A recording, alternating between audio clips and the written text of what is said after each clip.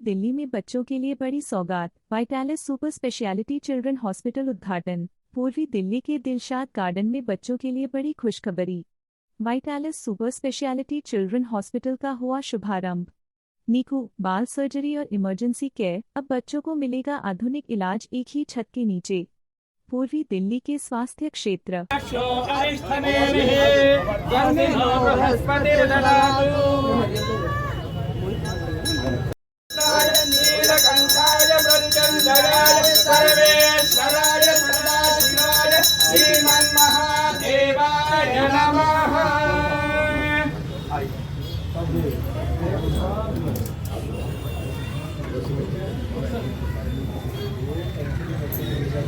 ओम भद्रं कर्णे विष्णुभजाम देवाः भद्रं पश्येमाक्षभिर्यजत्राः।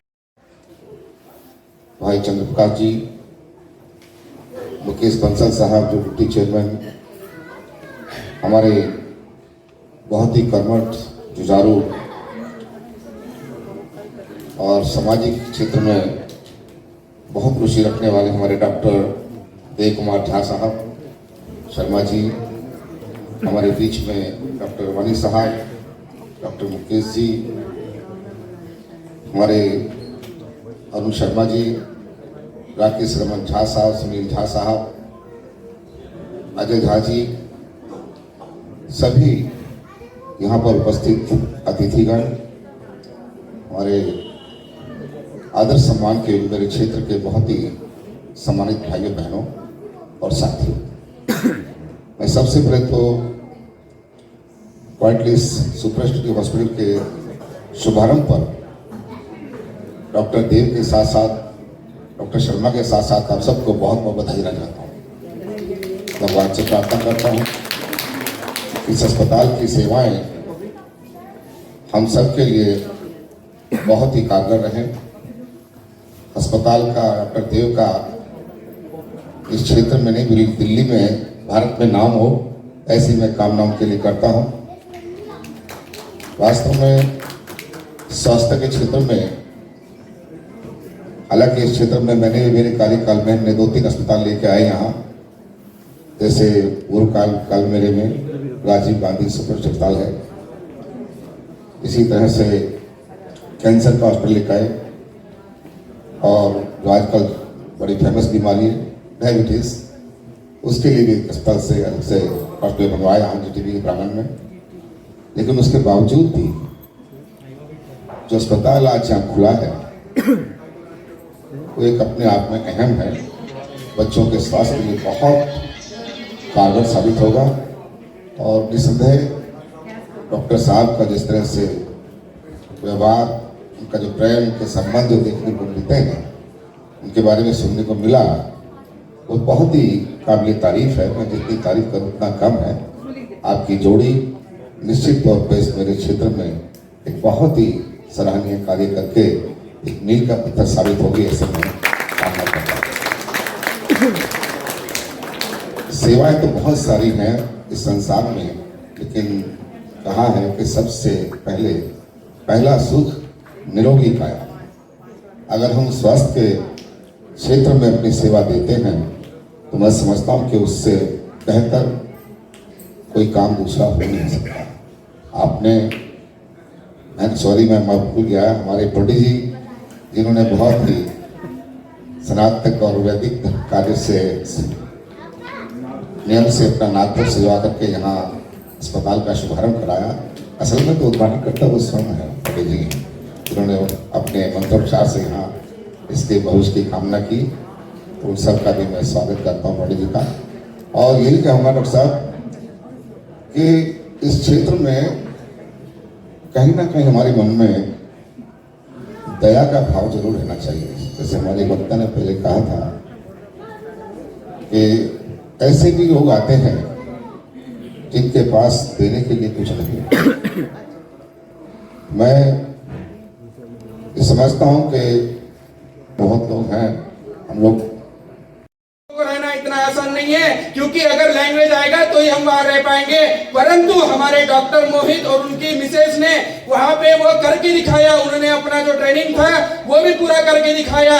और वो ट्रेनिंग साकार करने के बाद में अपने परिवार के साथ जब वो अपने देश, अपने दिल्ली वापस आए, तो अपने दिल्ली का, अपने राज्य का, अपने क्षेत्र का कैसा उद्धार किया जाए, अपने लोगों का कैसा हम सहायता कर सके, इसलिए उन्होंने इस आरोग्यालय का निर्माण किया है। आइए इस ब्रह्मध्वज को हम आगे बढ़ाए और सनातन को इस आरोग्यालय के माध्यम से आगे बढ़ाए। जय जय श्री राम। आपके क्षेत्र में खुल रहा है, क्या कहना चाहिए? मैं बड़ा सौभाग्यशाली हूँ। इस हॉस्पिटल की बहुत ज़रूरत इस क्षेत्र में थी। बड़े बड़े हॉस्पिटल हैं, करोना हॉस्पिटल और सारे जीटीबी हॉस्पिटल सब कुछ हैं, लेकिन बच्चों के लिए नहीं था। बच्चों को लोगों को विवेक बार जाना पड़ता था, बहुत सारी जगह जाना पड़ता था। तो मैं बड़ा प्रसन्न हूँ कि आज मेरे क्षेत्र, मेरे वार्ड में एक अच्छा नाम है, एक अच्छा हॉस्पिटल, और जो पारंगत हैं, जो बच्चों के उसमें पेडियाट्रिक में वो हॉस्पिटल खोलें तो निश्चित तौर पर क्षेत्रीय जनता का भला होगा। और जो हम लोग इधर उधर अप्रोच करते थे, अप्रोच सीधे यहाँ डॉक्टर साहब को करना पड़ेगा हमें। लेकिन यहाँ तो पैसे भी लगेंगे। देखिए, जो भी जहाँ पर भी है पैसा तो लगेगा ही, मिनिमम जो चार्ज है वो लगेगा। लेकिन आज के डेट में भारत में ऐसा कहीं नहीं जहाँ पैसा लोगों के पास कम हो। ठीक है, चूँकि आप नगर निगम से जुड़े हैं, हाँ जी, तो सरकारी सुविधाएं आपकी तंदुरुस्त रखने हमारे नगर निगम में एमसीडी का बड़ा हॉस्पिटल है, स्वामी दयानंद हॉस्पिटल है, जहाँ पर 4000 की ओपीडी है और पर डे 70 बच्चों की गायनी में पैदा होते हैं। निश्चित तौर पर एक दबाव है, पूरा एनसीआर का पूरा दबाव है, वो कोप नहीं कर पाते हैं। जीटीबी हॉस्पिटल हमारा राजीव गांधी है, कोप नहीं कर पाते। इस कारण से कहीं ना कहीं जो सामर्थ्यवान है वो प्राइवेट हॉस्पिटल की तरफ जाते हैं, लेकिन हम पूरी कोशिश करते हैं निगम की तरफ से कि सबको स्वास्थ्य सेवाएं मिलें। आपने ये स्टार्ट किया हॉस्पिटल, क्या इसके बारे में कुछ बताएंगे? मैं डॉक्टर देव झा हूँ और मैं खुद पीडियाट्रिक पल्मोनोलॉजिस्ट एंड इंटेंसिविस्ट हूँ। ये अस्पताल पार्टनरशिप में डॉक्टर मोहित शर्मा के साथ है, जो कि न्यूरोटोलॉजिस्ट हैं, और डॉक्टर सौम्या गौर, जो कि पीडियाट्रिक पैथोलॉजिस्ट हैं। तो ये अस्पताल का पर्पस है बच्चों के सभी बीमारी का उचित इलाज करना और विस्तृत इलाज करना। तो ये जो अस्पताल है ये एक यूनिक हॉस्पिटल है दिल्ली का। यूनिक इस मामले में, हॉस्पिटल तो बहुत है दिल्ली में, लेकिन एक्सक्लूसिव बच्चों का हॉस्पिटल, और उसमें भी super speciality hospital east Delhi में ये पहला हॉस्पिटल है। और मोहित शर्मा। मोहित जी, स्पेशलिस्ट खासकर इस हॉस्पिटल के बारे में क्या कहना चाहेंगे? इसके बारे में क्या शुभारंभ करने का? बेसिकली ये एक ऐसा अस्पताल है जहाँ पे एक छत में सारे बच्चों, सारी बीमारियों का बच्चों का निवारण है।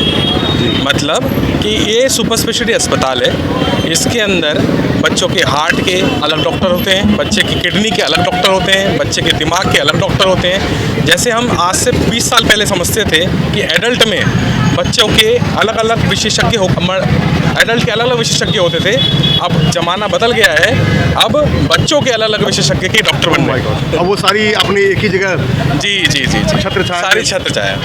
तो इसका आपने बनाया? यस, वो अम्ब्रेला है। अच्छा डॉक्टर साहब, नॉर्मली होता क्या है, कई सारे बच्चे ऐसे भी होते हैं जो इलाज करवाने में उनके पेरेंट्स सक्षम नहीं है, गवर्नमेंट हॉस्पिटल में खेलते रहते हैं, तो क्या उन लोगों के लिए भी कुछ सुविधा मिल सकती है? हमारा विजन यही है, affordable with cost effective treatment. यानी कि हमारी कोशिश ये रहेगी कि आने वाले समय पे हम आयुष्मान भारत लेके आएँ और सरकारी सारे पैनल लेके आएँ, ताकि उनको कोई असुविधा की परेशानी ना हो।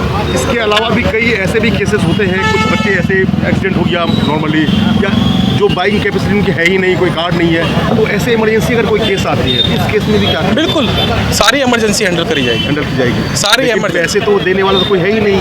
मिनिमम से मिनिमम। चलिए ठीक है, बहुत बहुत